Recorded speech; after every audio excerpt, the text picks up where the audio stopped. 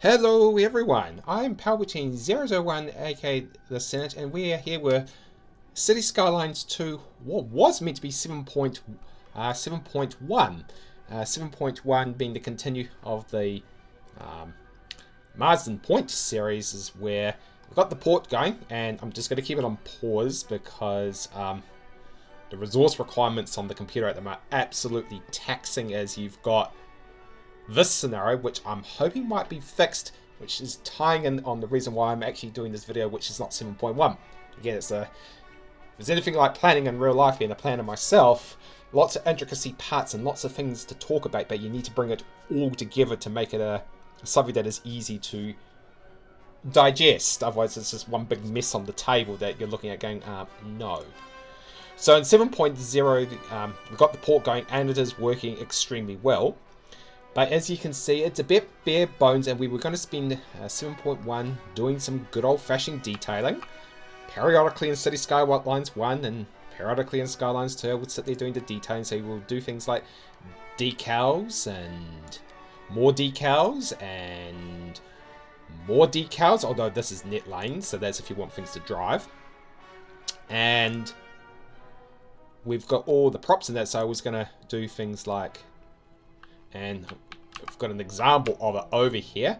This is showing me getting going and just also seeing if it works.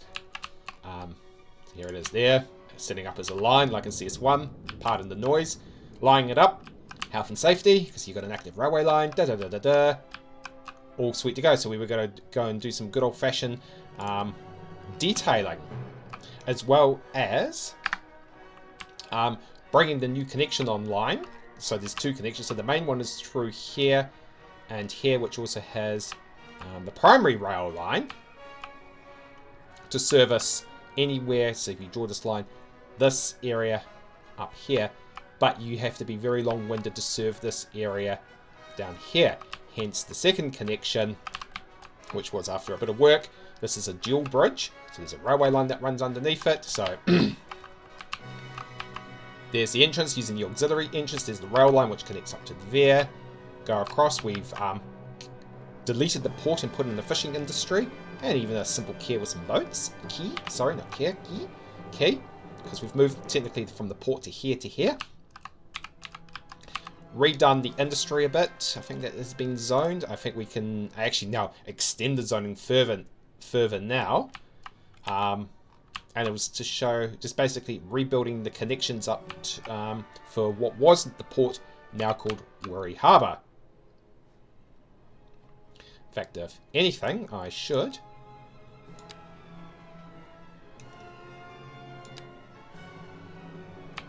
this gets a little bit picky on you. Oh, have I already?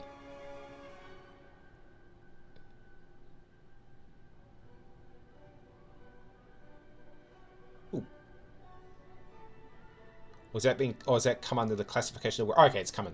Yeah, so we've re-established, did some industrial renewal, urban renewal, happens, and just basically, and as a prelude to 7.2, you can, with bridges and ports, you can build, as I explained in 7.0, you can build inland ports. We've got our first smaller example here with other examples to go across somewhere over here, and of course the big one up in Taranaki. And which also mean readjusting the cargo lines for better service. As you can see, this boy is running it's carrying quite a bit of tonnage. He is heading to the intermodal train terminal, which is basically, it'll be this here. So he's running, or I should actually,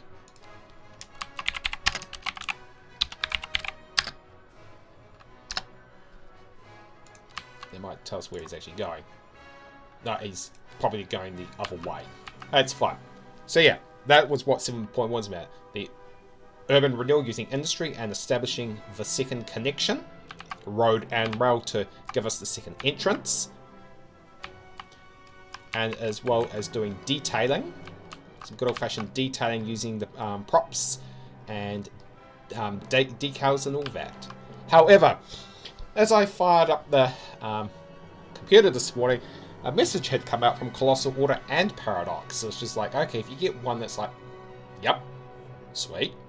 You get both of them at the same time, it's like, okay, what's up? And as soon as I clicked on it, the first thing that came up was this. Because I would have gone into Steam first to have a look, because that's where I'll check updates first, then jump over to the forums and start either through Facebook. Actually, no. I saw it first on LinkedIn, of all places, from Colossal Order. So checked on Steam, then checked the link on Colossal Order, then I saw City Planner Play's video on it, and I was like going, yeah, this is serious. And then jumped over to the forums itself, I was like going, okay. Right, there's two things in place. So the first thing I caught was this. It was like going, oh, okay.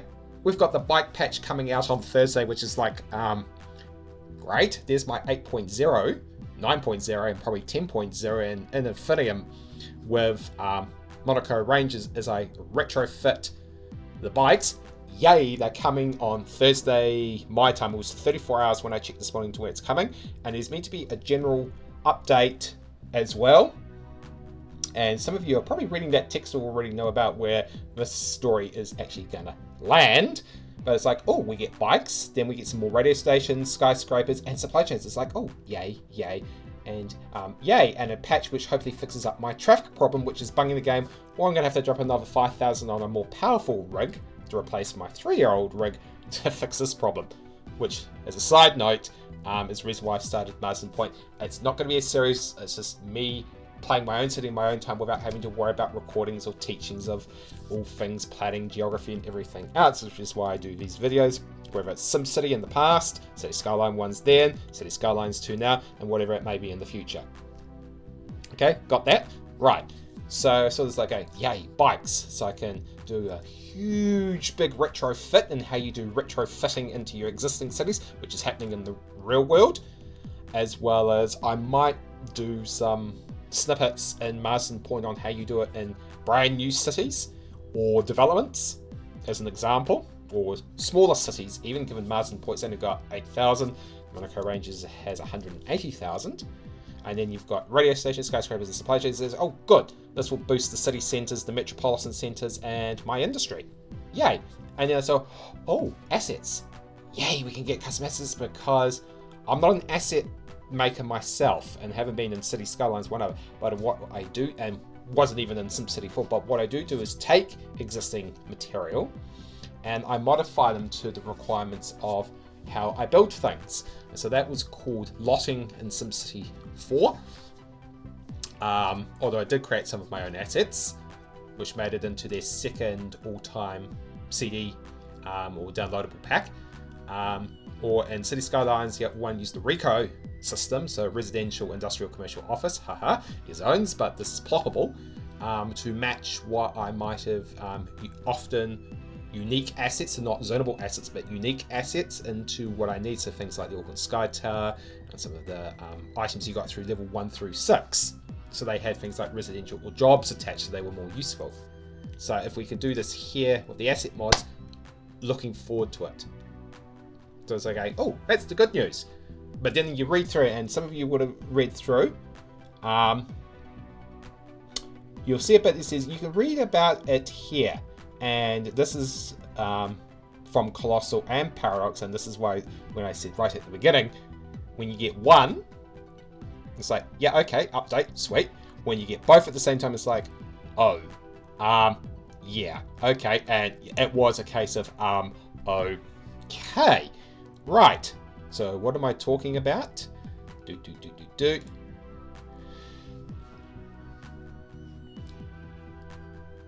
Some people would call it a restructure.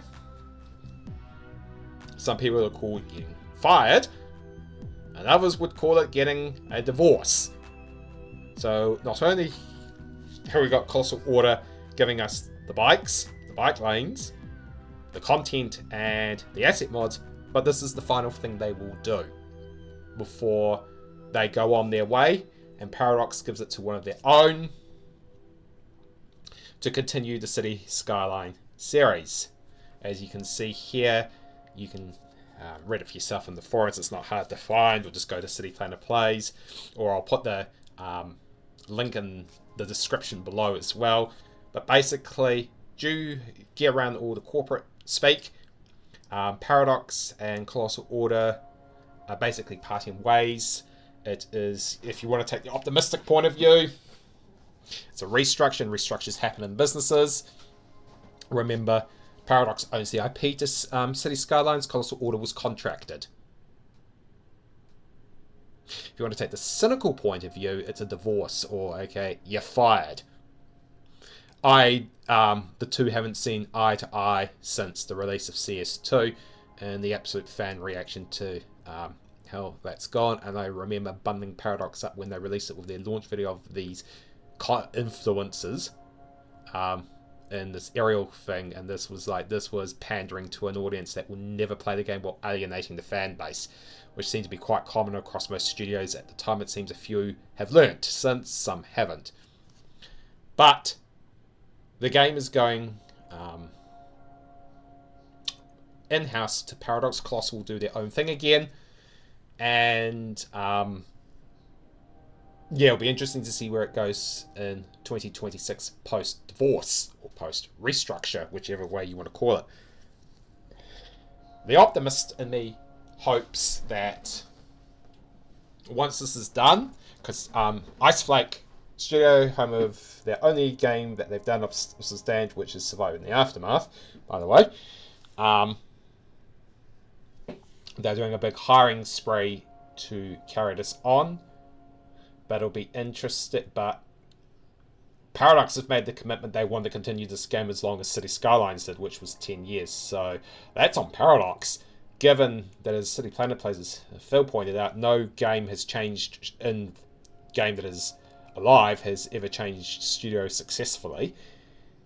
Franchises have, but games haven't. Could this buck the trend? As I said, the optimist sees this as a restructure, and it'd be like, yep. The cynic in me, and everyone else is in the cynical point of view, and that's fair enough, is going, oh, this is a divorce, and it's going to get ugly, and this is where the franchise dies. City-State Metropolis is, by the looks of it, a plopping urban design game. It's not a city planning or traffic planning game, so I'll wait till it comes out to see before I take my views on it. But a lot of people putting their stakes in City-State Metropolis, you're setting yourself up quite quickly for letdown, unless you want to go over to urban design and city painting and plopping, rather than full-blown planning, traffic planning and urban planning dynamics, which is what I like. Although that said, I don't mind doing the odd bit of design and detailing work. So, yeah. Interesting days ahead, everyone. Yay, we get bikes and all that. And finally, we get the bikes and assets and that, which brings us up to basically After Dark plus Industries and somewhat mass transit DLCs from CS1. But from there, and we get the assets to go with it, but from there, who knows? Oh well. I will get cracking. I'm currently, as of this video, moving house at the moment, so 7.1 might be delayed until 7.1 will be delayed until next week. 7.1, 7.2, I'll go back to back. But hopefully that will also give prelude into the bikes, which then can take me straight into 8.0 for Monaco Rangers, and also some snippets for, I'll use Marsden Point for some short form content or medium form content on doing bike lanes in new cities or new developments, while Monaco Rangers is how you retrofit. So both real world mixed reality examples. I will leave you there. I'm Palpatine001, aka the Senate, and this is City Skylines going through either a restructure or a divorce, whichever way you want to spin it. But before we go on that path, we'll get the bike lanes, the assets, and some more content packed before a very interesting 2026 ahead. In the meantime, strap in, folks, and hang on to your pants, because this is going to be a hell of a ride, one way or the other.